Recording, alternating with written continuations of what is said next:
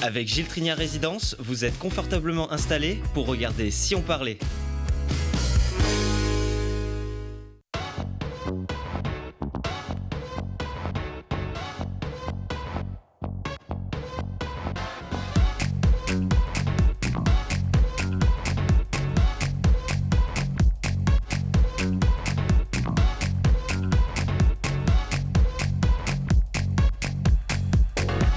Bienvenue à tous, très heureuse de vous convier autour de cette table à la découverte de ceux qui, par leur talent, par leur engagement, leur fantaisie, avec un I ou un Y, comme vous voulez, pimentent votre quotidien, comme ceux qui font entrer les supporters dans une nouvelle dimension numérique, affective, ludique et privilégiée. L'expérience se transforme grâce à l'inventivité d'une start-up locale.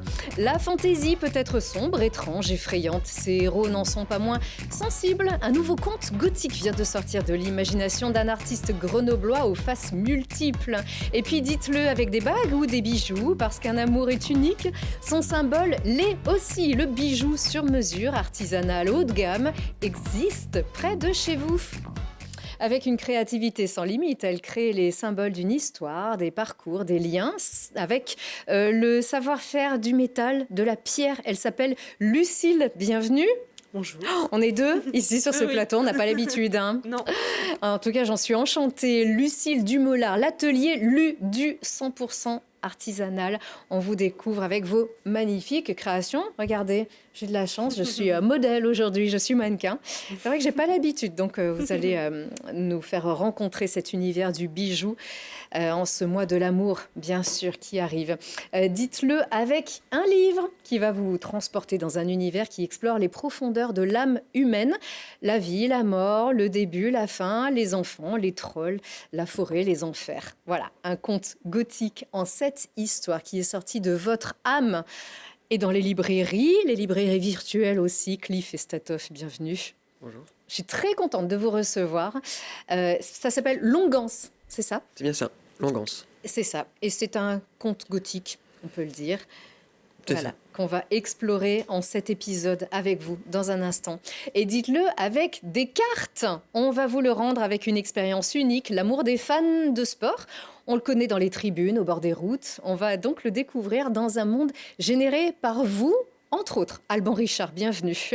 Merci Lucille. Vous et votre équipe de Genesis. Alors, vous avez créé en quelque sorte l'album Panini moderne qui permet de cultiver sa passion pour les sportifs, de les soutenir financièrement, de les suivre en coulisses et en échange de se challenger.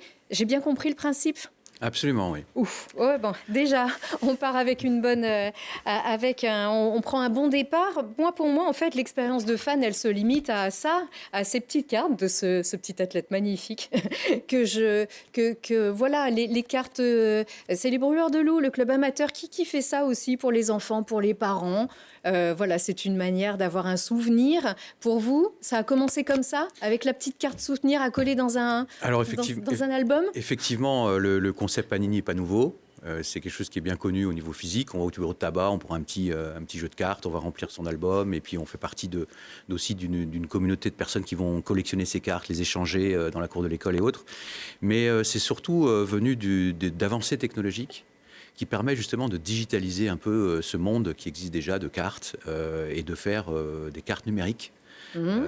Panini est aussi en train de faire ce genre de choses avec des cartes numériques. D'accord. Et ce qu'on a fait, c'est l'objectif pour nous, c'est une plateforme sociale, donc un nouveau TikTok si on veut, mais qui va permettre finalement de rentrer dans un nouveau monde pour les fans.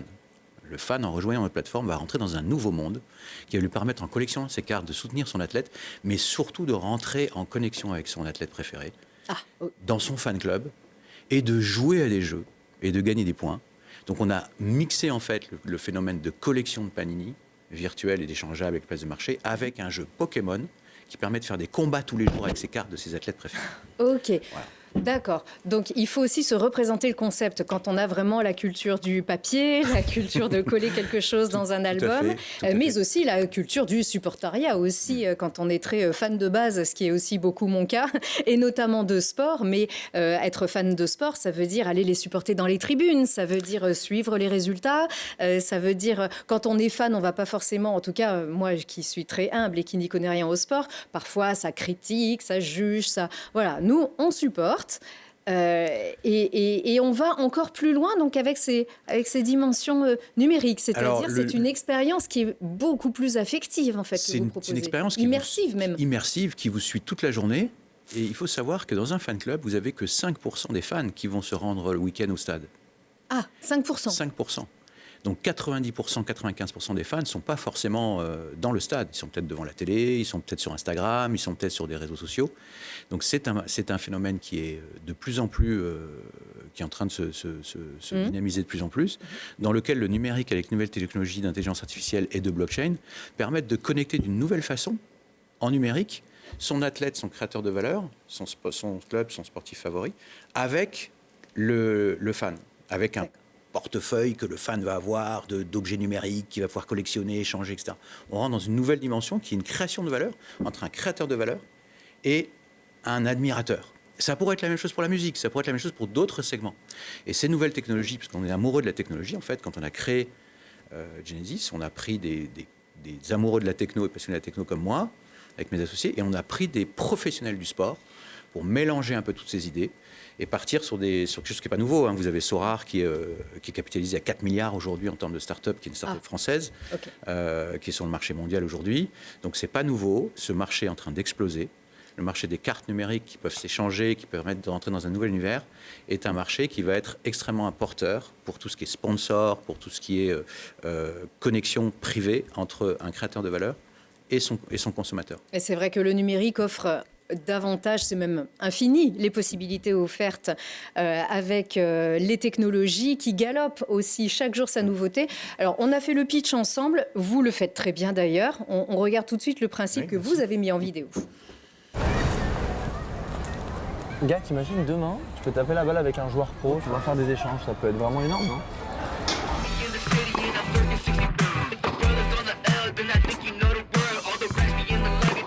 Tu penses vraiment que tu peux taper 2 points dans l'axe avec Corentin Moutet ?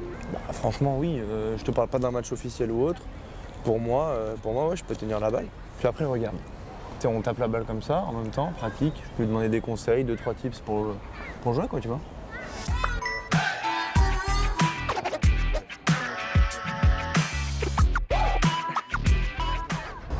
Et toi, tu crois que la vie, c'est un film ? Non, mec, c'est pas un film, c'est possible. Et puis tant qu'à faire, je pense que je peux peut-être repartir avec une raquette signée ou un polo de match. Il doit avoir ça, et puis c'est un bon gars quand même, tu vois.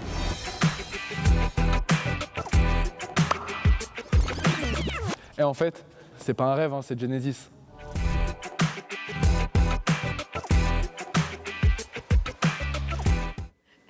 Voilà, très bien expliqué par un fan qui peut aller taper des balles avec Corentin Moutet. Ça va pas toujours jusque-là, mais ça peut aller jusque-là aussi. Absolument, on a la possibilité de gagner des expériences. Ça fait partie des cartes où vous rentrez dans un monde où vous avez une collection vidéo privée avec votre athlète. Vous jouez à des jeux genre Pokémon avec des cartes que vous mettez toute la semaine en compétition les unes avec les autres. Enfin, et puis vous avez effectivement la possibilité de jouer à des challenges, des loteries qui vous permettent de gagner des expériences uniques ou des choses uniques. Comme avoir des objets dédicacés, exactement, comme des objets il peut y avoir des petites choses à gagner, quelqu'un à rencontrer. Alors, en fait, imaginons donc je suis fan de boxe, fan de foot, fan de tennis, etc. Je veux rentrer dans cette expérience que vous proposez. Ça veut dire que l'athlète qui va s'engager avec vous va également être financé. C'est-à-dire qu'il y a 70% de mon achat qui va directement à l'athlète, en tout cas à son staff. C'est un côté extrêmement important. Pourquoi on a créé Genesis ? Au départ, pas parce qu'on forcément on s'est dit il faut changer et révolutionner le fan. On a regardé la technologie, on a regardé comment on pouvait apporter de la valeur au sport. Donc en fait, l'objectif c'est d'apporter de la valeur aux sportifs, mais aussi aux fans. Donc le sportif a effectivement gagné, il y a une création de valeur en fait dans la plateforme qui est la vente des cartes, qui revient pour la plupart aux sportifs, aussi les sponsors, et aussi une tokenomics avec une gamification et des jetons qui permettent de gagner de l'argent aussi. Donc en fait, il y a des gains réels pour le fan et il y a des gains réels pour l'athlète et le club. Et c'est parti de quel constat? Le constat du fait du manque de financement du sport aujourd'hui. On le voit encore, il y a un projet de loi où il y a 450 athlètes qui signent une pétition à l'heure actuelle pour dire, écoutez, arrêtez de rogner. Aujourd'hui, le sportif, il n'a pas de financement récurrent. Ses sponsors s'arrêtent s'il n'a pas de résultat sportif. Nous, quand un sportif vient nous voir, il est sous contrat. On s'occupe de développer son image en le faisant vivre dans un environnement multisport, avec de la gamification, avec de la publicité autour. Et là, on va en tirer parti financière saison après saison. Donc, il a des budgets récurrents, puisqu'il y a des saisons qui sortent de cartes tous les ans, qui deviennent uniques, parce qu'en fait, elles s'ouvrent et elles se ferment, et il n'y en a pas plus qui sont créées. Donc, si elles ne sont pas achetées, elles sont encore plus uniques. Et là, vous faites grandir quelqu'un dans la plateforme. Mais quelqu'un qui peut être engagé dans une équipe professionnelle comme dans un sport amateur et sans sponsor? Bien sûr, on mélange la pétanque, le kayak, le freestyle en ski par exemple, avec du MMA, du rugby et du foot. Du biathlon Absolument. On a tous ces sports aujourd'hui. On a l'équipe de France de la Mekkas Cup aussi qui est avec nous. D'accord. Garçons, filles, jeunes. Alors on essaye d'avoir l'équité absolument entre garçons et filles. On a beaucoup de filles athlètes dans la plateforme. Voilà, et notamment les Amazones du FCG par exemple. Ouais. Notamment, on va voir justement qui sont ces personnes. Mais lorsque je vois, mais il y a des pilotes automobiles qui peuvent avoir des sponsors. Il y a également un club de rugby, le FCG Rugby qu'on adore, qui est un club professionnel. Donc, comment est-ce qu'il y a des spécificités justement pour accompagner ces sportifs-là qui sont professionnels, donc qui ont des sponsors, et d'autres qui sont amateurs et qui ont besoin de percer, qui ont besoin de sponsors? Alors effectivement, c'est une plateforme outil à la base. Donc en fait, la plateforme outil est ouverte au club, qui peut intégrer tous ses sponsors dedans. Il y a des emplacements sponsors, etc. Donc c'est un peu comme Instagram, si vous voulez. C'est une plateforme sociale où il va y avoir de plus en plus d'interactivité et on donne la main. Il y a la main est aussi au sportif et au club qui va lui-même aller interagir avec la plateforme. Bon, l'un n'exclut pas l'autre. L'un n'exclut pas l'autre. Ouais. Il y a des ivras, d'ailleurs, pas mal de... Parce que qui sont ces sportifs? Alors, il y a Gabriel, dont on est très fan de Gabriel, bien sûr, qu'on a vu grandir. Gabriel Debru, vainqueur de Roland-Garros junior il y a 3 ans, c'est ça, et qui perce et qui remporte des tournois magnifiques. Son papa fait partie des cofondateurs, c'est ça? Absolument. Ouais. Très fier de Gabriel. Oui, exactement, que l'on salue bien sûr ici.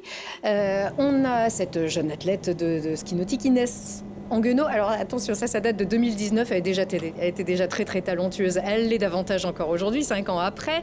Le ski nautique qui n'est pas nécessairement le plus médiatisé ni le plus soutenu des sports. Des sports qu'on voit briller aussi que tous les 4 ans. Ici, c'est Cédric Revol qui aurait pu être sélectionné pour les JO. Il en a été autrement. C'est très compliqué d'être sélectionné lorsqu'on fait du judo, car on doit être le premier de chaque catégorie, mais on peut le soutenir aussi toute l'année. Cédric Revol, qui est originaire du Grésivaudan et qui s'entraîne. C'est ça, en fait. Oui, alors on a été très spécialisé dernièrement sur des gros athlètes quand même de 3 sports principaux qui sont foot, rugby et MMA. MMA, on a les top 3 France quand même, avec Benoît Saint-Denis, Baki et puis Omar Sy. Donc Omar Sy, attention, c'est Omar, je crois, c'est pas le même. C'est pas le même. Je crois que ça s'écrit pas exactement Omar pareil. Sy, plus loin, S-Y, Omar Sy. Et pas Omar Sy, effectivement. Omar Sy peut rencontrer Omar Sy s'il adhère à Genesis et qu'il remporte un challenge. D'ailleurs, ça fait partie un peu des choses qu'on va essayer de faire, de mélanger les sports, les rencontres entre sports, d'avoir des sportifs de haut niveau qui sont connus, qui sponsorisent des émergents. On est en train de travailler sur des programmes un peu plus rookies pour faire connaître et financer avec des sponsors les débuts de carrière. Parce que l'objectif, c'est vraiment de supporter le sport pour des personnes qui ont du mal à se financer. Et quand vous n'êtes pas encore connu, vous commencez à être un petit peu champion, les sponsors ne sont pas forcément là, vous n'avez pas de visibilité sur de la récurrence, et c'est le moment où il faut développer sa marque, c'est le moment où il faut commencer à avoir son fan club, c'est le moment où il faut commencer à être dans un réseau qui permet d'être au milieu de sportifs. Et c'est ce qu'on essaie de faire avec Genesis. On peut rappeler aussi pour certains sports, des sports de glace aussi, ou alors d'autres sports. On a vu du ski nautique, ou peut-être des sports aussi qui sont émergents.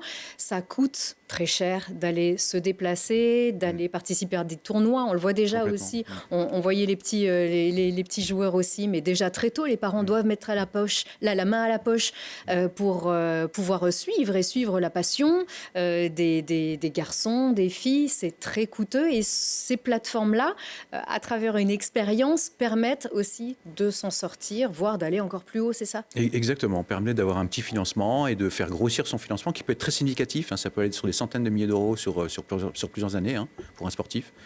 Ça va assez vite. Il ne faut surtout pas oublier une chose, c'est que le fan doit aussi gagner. Et ça, c'est un des points. C'est donnant-donnant. Si le fan ne gagne rien, il ne viendra pas sur votre plateforme. Donc en fait, c'est important que le fan puisse avoir une récompense à être actif quand il like son sportif, quand il va aller le soutenir, quand il achète des cartes, etc. Tout dans la plateforme est gamifié.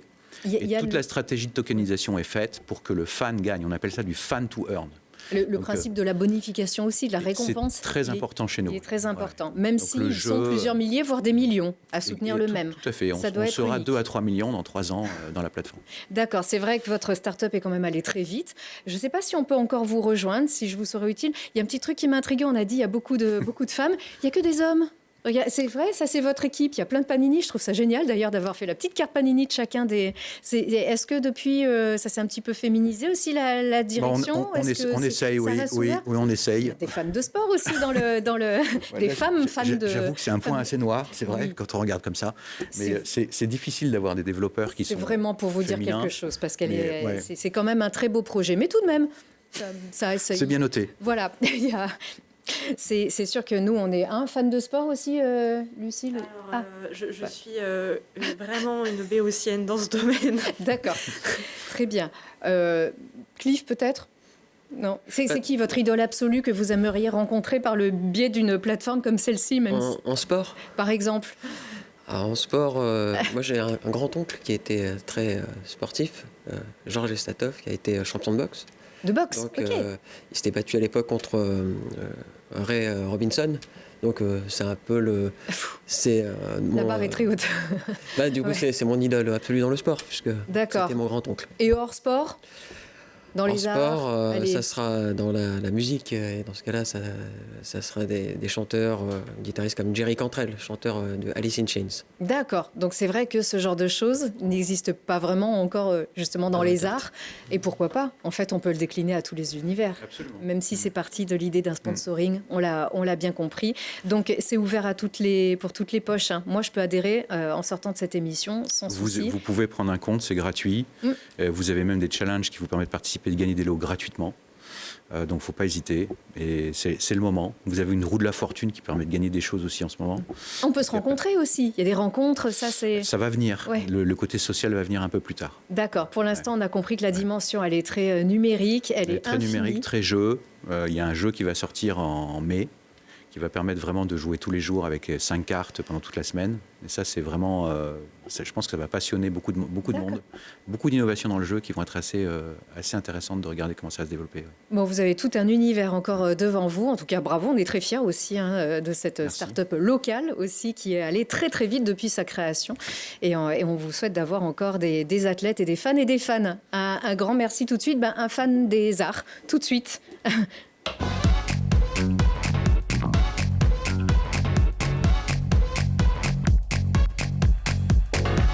Non, on disait justement que ça serait intéressant de développer ça dans le monde du cinéma, puisque c'est vrai que ce sont souvent des univers un petit peu impalpables.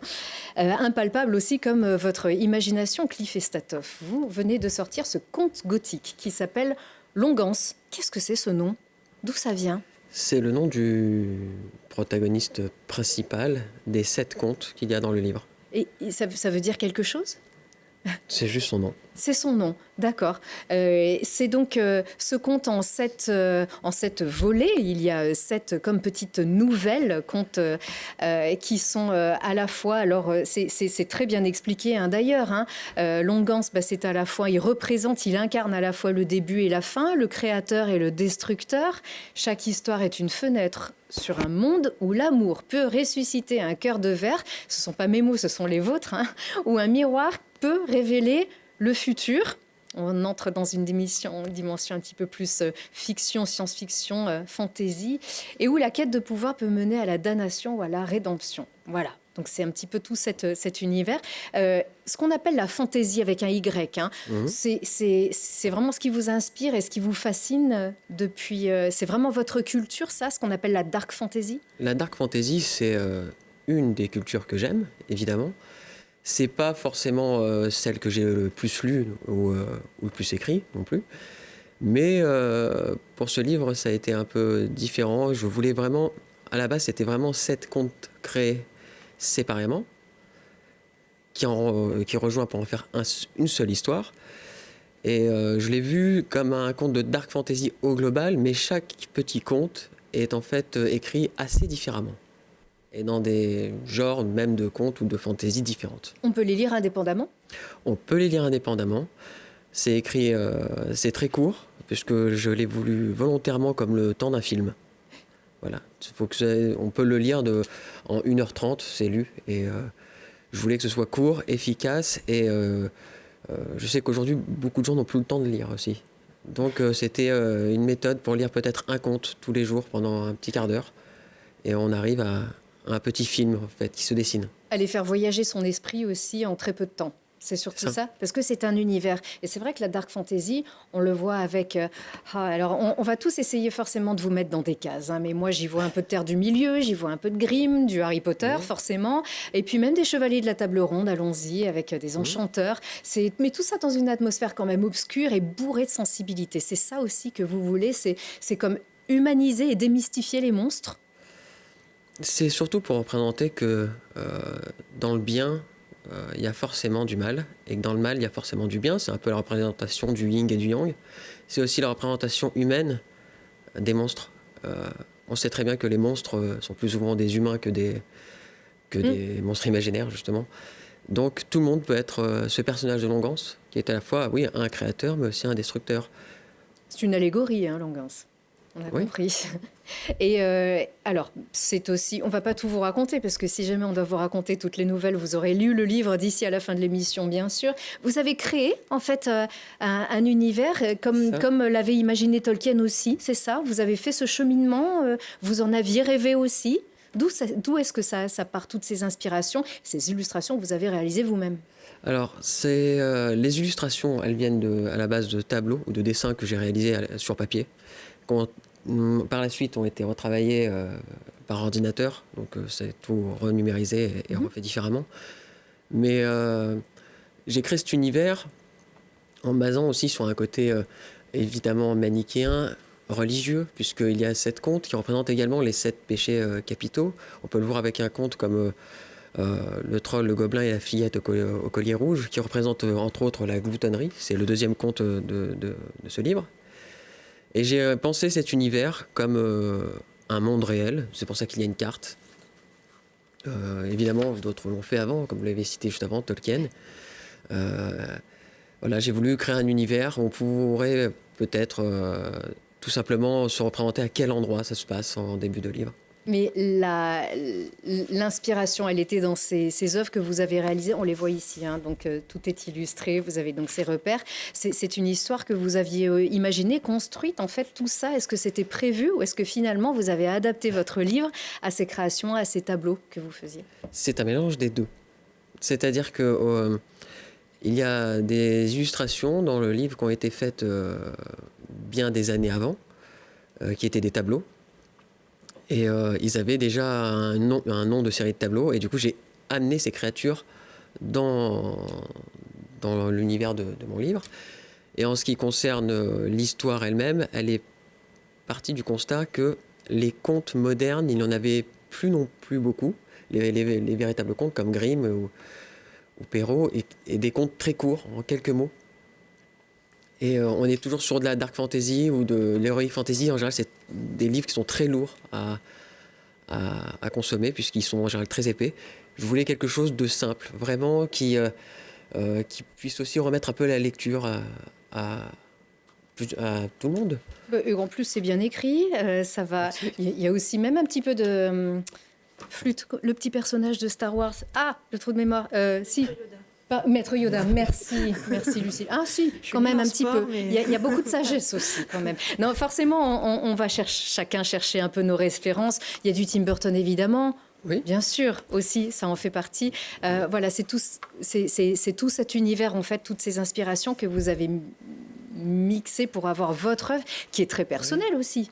Oui, c'est un mélange de plein de genres de choses que j'aime parce que réellement, il y a aussi beaucoup d'allusions à la musique que je fais. Il y a l'allusion au fait de la réalisation de vidéos, comment construire en fait une histoire. Et il y a aussi également certains contes sont composés de beaucoup de vers et de poésie, contrairement à d'autres. Puisque la poésie, c'est aussi une discipline qui disparaît petit à petit dans le monde actuel. Oui, j'ai l'impression qu'elle a disparu et que ça revient doucement. C'est ça. J'espère, en tout cas.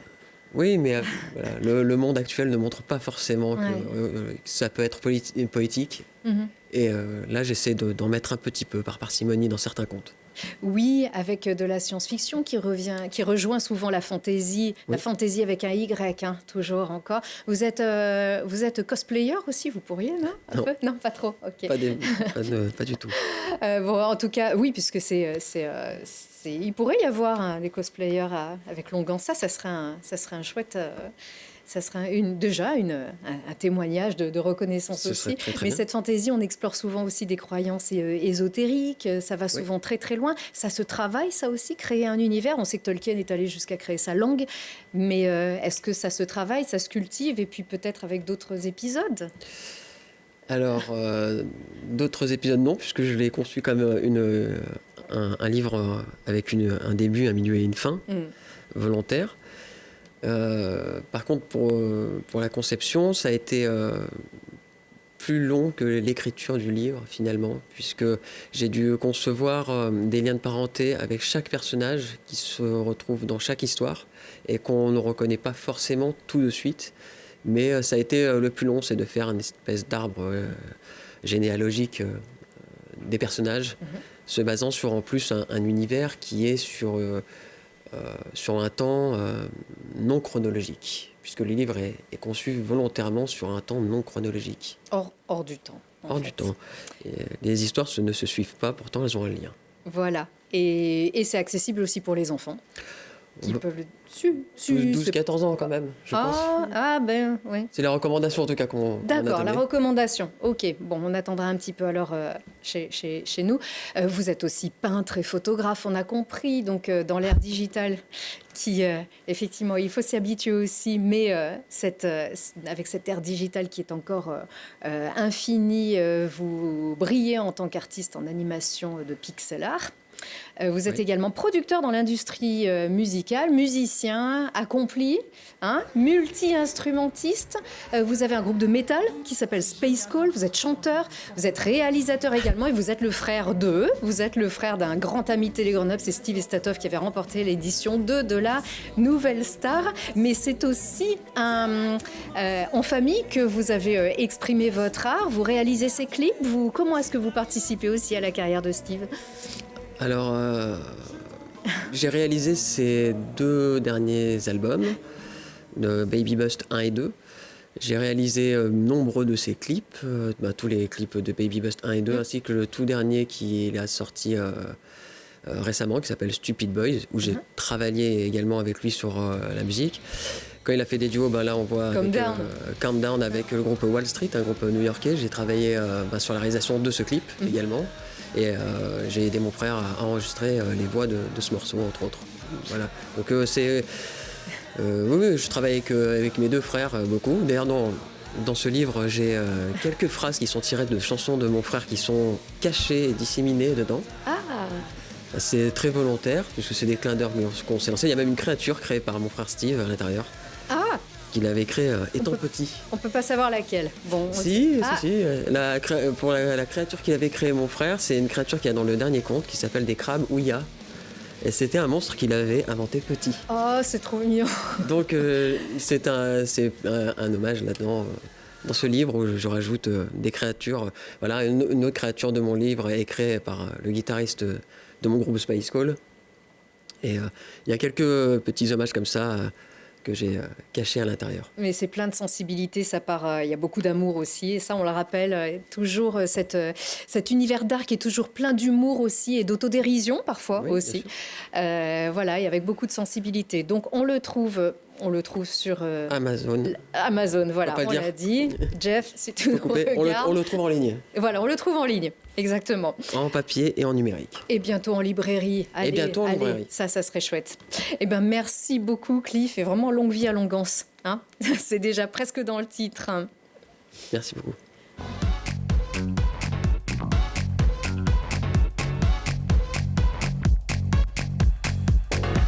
Lucille, est-ce que vous regardez Cliff avec intérêt, notamment au niveau des accessoires Vous avez analysé un peu tout ça? Est-ce qu'on regarde toujours un peu professionnellement? On déforme un petit peu ce qu'on a sous les yeux par le prisme du métier. Alors, à la fois, oui et non. Moi, je dirais que ce qui ressort, c'est plus le réflexe de l'artisan qui fait du sur-mesure. C'est-à-dire, si je devais faire un bijou pour cette personne, Ah, alors vers quoi je partirais? Alors, ça serait quoi? Oula, ah oui, du coup, il faut que je le fasse maintenant. C'est important le bijou, Cliff, hein, n'empêche. Il y a Non, le tatouage, mais il y a le bijou aussi. Là, par contre, en effet, vous parliez de ces tatouages, mais moi ce que j'avais noté, c'est que le sweat que vous portez, on a l'impression que c'est un prolongement de vos tatouages. Enfin, on a l'impression que voilà, ça fait un peu corps avec les dessins que vous avez sur les bras, sur le cou. Mais typiquement, j'aimerais lire votre livre, et je pense que ça pourrait être très sympa. Il y aurait certainement une foule de symboles à exploiter, de mille et une façons, parce qu'en fait... Oui, ou d'imaginer même quelque chose qui monte et qui va prolonger le sweat, qui va prolonger le tatouage et vice-versa. Oui, Voilà. en fait... Mais c'est dire à quel point le bijou va loin. Vous avez compris que c'est une émission qui est pleine d'amour et il n'y a pas besoin effectivement de voir fleurir des petits cœurs rouges un peu partout. Chaque amour est très singulier. Et c'est ça aussi qui vous inspire dans votre atelier. Donc, avec vos créations, vous, c'est le sur-mesure parce que créer un bijou, ce n'est pas qu'un accessoire, ça représente une histoire. Alors, quand il est fait en sur-mesure, oui, complètement. Il y a tout de suite une charge émotionnelle beaucoup plus forte, notamment parce que les personnes ont contribué, ont participé à l'élaboration du design du bijou. Donc en plus, si on part sur la transformation de bijoux de famille, des alliances, voilà, vous disiez que l'amour, c'est pas forcément des petits cœurs. Typiquement, moi, ce que je dis toujours à mes futurs mariés, c'est votre alliance n'est pas obligée de ressembler à une alliance. Voilà, j'ai déjà des gens qui m'ont demandé des boucles d'oreilles pour remplacer une alliance. Enfin voilà, il y a mille et une façons de se réapproprier ces symboles. Mhm. C'est très très vaste. C'est très riche. vaste. Et il faut un sacré savoir-faire. Donc vous êtes artisan joaillier, créatrice de bijoux. Bijoutière joaillière. Voilà, bijoutière chevalière. Joaillière. Et joaillière, vous faites des chevalières. Hein? Et je peux aussi en faire, oui. Il faut que je me rattrape. Ça fait partie des bijoux. Mais donc, vous n'assemblez pas des fils de fer. Hein? Regardez ce que vous faites. Vous partez de plaques de métal. Ça peut être des plaques, ça peut être des fils également. Je peux fondre du métal pour ensuite en tirer les apprêts nécessaires. C'est vraiment la technique ancestrale et classique de bijouterie-joaillerie. Travail du métal, mise en forme, sillage, limage, tout le travail de la... Ah mince, je perds mes mots. Mais c'est un travail extrêmement délicat. Oui. Très très fin. Alors, Oui. je vous vois même travailler sans loupe et sans lunettes. Il y a C'est aussi... parce que je suis jeune encore. Ouais, c'est pour ça. Ça oui, viendra. Ce n'est qu'une question de temps. Voilà, c'est ça. Mais également, on vous voit beaucoup toucher aussi ce métal qui doit être bien rond, qui doit être assez parfait. Donc, il y a beaucoup de sens aussi qui entre en jeu. C'est-à-dire, il y a la technique, mais aussi beaucoup la perception. Oui, c'est beaucoup c'est un métier très manuel, comme on le voit là sur les images. C'est vraiment notre dextérité manuelle qui fait que l'objet est beau à la fin, et notre sens esthétique aussi. Mais en effet, il y a une recherche de précision, de symétrie ou d'asymétrie, mais en tout cas d'équilibre dans la composition visuelle qui est extrêmement pointu, voilà. Après, c'est un regard et une dextérité qui s'aiguise avec l'âge, avec les années. Quand on démarre des études de bijouterie, joaillerie, en général, nos profs nous disent « Non, mais il faut 10 ans de pratique pour faire une main ». 10 ans de pratique dans le monde professionnel, on ne compte pas les années d'études. Mais voilà, c'est comme tous ces métiers d'artisanat, d'art, en fait, c'est vraiment... d'artisanat en général, en fait. C'est vrai. La pratique fait que... On se bonifie. Voilà, tout à fait. Combien d'années d'études? Alors moi, j'en ai fait 5. J'aurais pu en faire 6 si j'avais démarré un CAP après la fin de mon collège. Oui, parce que vous dites que vous êtes très jeune. Oui, peut-être pas tant maintenant, mais...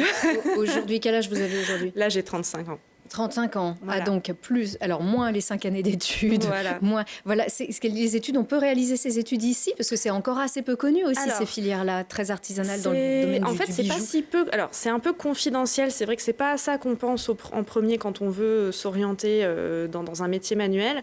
Mais en réalité, c'est des filières qui existent depuis extrêmement longtemps en France. Moi, j'ai fait mes études à Lyon, mais il y a aussi il y en a un peu partout. Il y en a à Paris, à Valence, à Saint-Amand-Montrond, mais il y en a dans d'autres villes de France aussi. C'est des toutes petites promos à chaque fois. On est une douzaine, une quinzaine, donc en fait, les places sont chères. Forcément, comme tous les métiers de fabrication de biens, je pense qu'avec la mondialisation, on est moins nombreux qu'à une époque. Mais aujourd'hui, il y a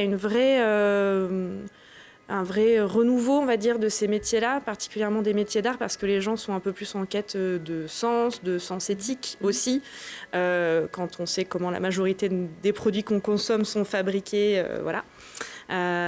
Et du coup, en ces pleines Fashion Week aussi, on voit ces maisons immenses revenir à l'artisanat. Alors, en vrai, ils en sont jamais vraiment partis. Pour leur défilé de mode, ils ont toujours eu leurs ateliers de petites mains, d'artisanes françaises, couturières, plumassières. Chez les marques les plus prestigieuses. Tous les grands créateurs, quoi, qui participent à la Fashion Week. Eux, ils ont tous encore des ateliers dans des pays occidentaux. Hein. En fait, c'est dès qu'on passe à la grosse production, en fait, des marques qui vont avoir 350 magasins en France, ils ne font pas fabriquer en France. Oui, voilà. Mais c'est vrai pour tous les produits de consommation, c'est vrai pour les bijoux aussi. Je pense qu'il y a vraiment un regain d'intérêt de la part des gens pour ce genre de fabrication, notamment, en tout cas moi en ce qui me concerne, parce que comme c'est entre autres du sur-mesure, on peut vraiment avoir ce qu'on veut. Voilà. Oui. Alors, le sur-mesure, par exemple, on vous demande, alors vous allez symboliser notre amour pour réaliser ces alliances. Les personnes viennent se confier. C'est extrêmement technique ce que vous faites. C'est vraiment, je suis très impressionnée vraiment par votre savoir-faire qui est vraiment exceptionnel. On se confie, les amoureux vous racontent leur histoire ou vous dites je veux ça et puis faites-moi ça. Il y a tous les cas de figure. Il y a les gens qui savent très précisément ce qu'ils veulent. Il y a les gens organisés qui m'amènent des mood boards. Voilà, il y a ceux qui arrivent vraiment... on veut quelque chose, d'accord. Des mood boards, pardon ? Oui, des mood boards. Ils me préparent des planches d'inspiration, carrément. Okay. En vrai, c'est super, hein, on travaille très vite, du coup. Il y a des gens qui n'ont pas du tout d'idées. Des gens vont vouloir mettre effectivement des symboles très forts de certaines étapes de leur vie amoureuse ou juste de leur histoire personnelle aussi. Même pour les fiançailles. Donc, on vous demande beaucoup de pierres pour les fiançailles ? C'est très variable, mais oui, c'est vrai qu'on a souvent de la pierre sur les bagues de fiançailles, mais encore une fois, c'est pas une obligation. J'ai régulièrement des demandes pour les bagues de fiançailles que ça rappelle par exemple un voyage qui a été fait ensemble, un moment de leur histoire. Un petit caillou qui vient de quelque part. Ça peut être ça aussi. J'ai eu ça pour une bague de naissance, monter une pierre, un galet vraiment qui avait été ramassé dans la nature. Voilà, c'est possible. Alors, c'est pas toujours faisable, mais... Et il faut pas le faire, il paraît. En tout cas, surtout de moins en moins. On ramasse pas les galets sur les plages, on les laisse où ils sont. Mais bon.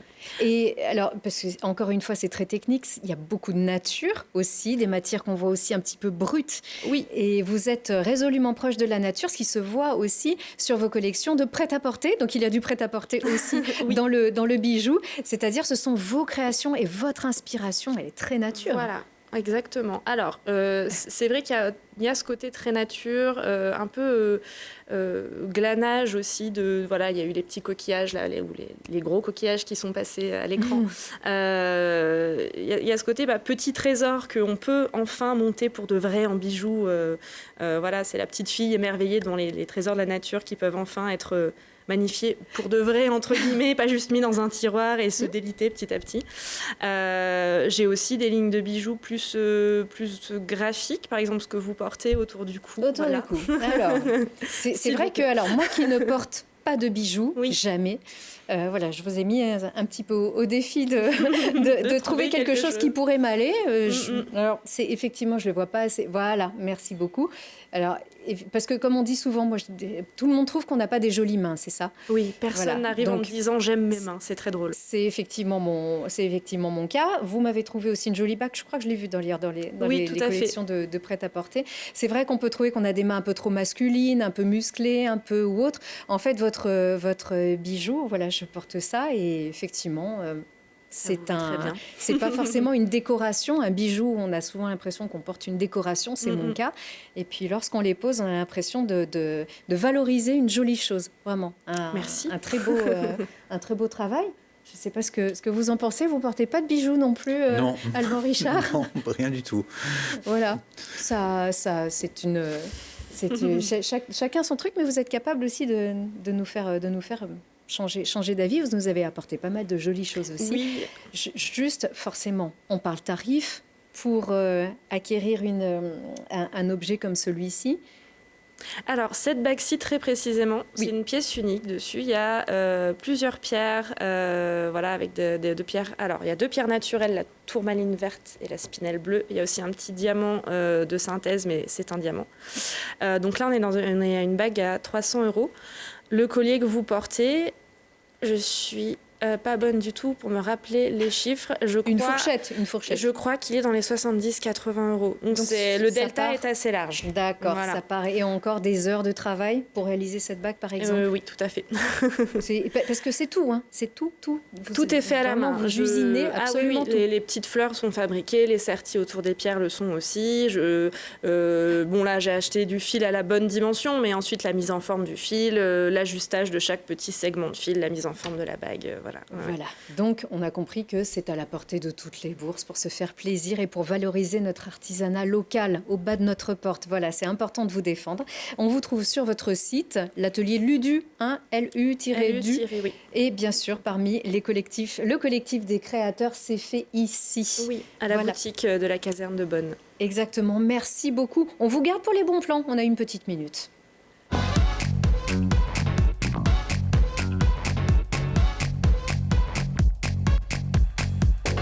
Les petits cailloux de l'atelier du lac du Monténard, je ne sais pas s'ils sont spécifiques, vous les connaissez? Ah oui. J'adore en fait cet endroit. J'adore cet endroit. Je trouve que c'est à découvrir pour ceux qui ne sont jamais allés au lac de Monténard, mais c'est un endroit assez magique, surtout quand on veut faire du sport en fait. Hein, les Vous sports pratiquez? nautiques. Je pratique, oui. Je pratique du wing foil. Mais il y a beaucoup de kite, il y a beaucoup de planches à voile, il y a beaucoup de bateaux. Enfin, c'est vraiment un bel endroit où il faut y passer du temps. On peut marcher autour du lac. Moi, j'aime beaucoup. On peut s'y balader, on peut même aller y camper. Et en plus, oui, il y a un camping où on a envie d'y rester. Tout à fait, Ouais, très sympathique. très sympathique, Les passerelles. ouais. Donc le wing foil, c'est avec donc ce... Sur un foil, oui. Ouais, ce truc qui sort Qui de sort de l'eau. l'eau, Bon, il faudrait que j'aille pratiquer davantage, mais qui permet aussi de bien contrôler et d'aller très vite. Oui. Très bien, merci beaucoup. Nous, on va prendre un café plutôt avec Lucille, c'est ça? Oui, tout à fait. Pas très loin des studios de Télé Grenoble, d'ailleurs, au Tower Coffee? Oui, c'est un lieu de Grenoble où j'aime aller. En fait, c'est un espace, un café. Alors, c'est pas ça à l'intérieur, mais c'est pas grave. Qui permet de... Ah, c'est la passoire, c'était à côté. Oui. Non, c'est... Ah, d'accord. C'est un peu dans la même zone, mais donc c'est Voilà. un café ouvert jusqu'en début de soirée, mais c'est pas un bar qui est ouvert le soir, et où on peut aller travailler. En fait, moi, je sais que j'aime y aller quand j'ai beaucoup de travail sur ordinateur à faire. Ça me sort un peu de l'atelier aussi, et je peux boire des boissons chaudes, toutes plus bonnes, meilleures les unes que les autres. Voilà, des cafés très spécialisés dans les cafés. Oui, voilà. Eh bien, merci beaucoup. Notre bon plan à nous, c'est vous. Hein, et c'est Longance qu'on peut trouver en ligne, comme on dit. Eh bien, merci à vous. Vraiment longue vie à vous, à Genesis aussi. Et on a hâte de suivre la suite des aventures. Et merci encore pour tout l'amour que vous avez diffusé ici, Lucille, tout autour de ce plateau. Et merci à vous tous de votre fidélité. À très bientôt.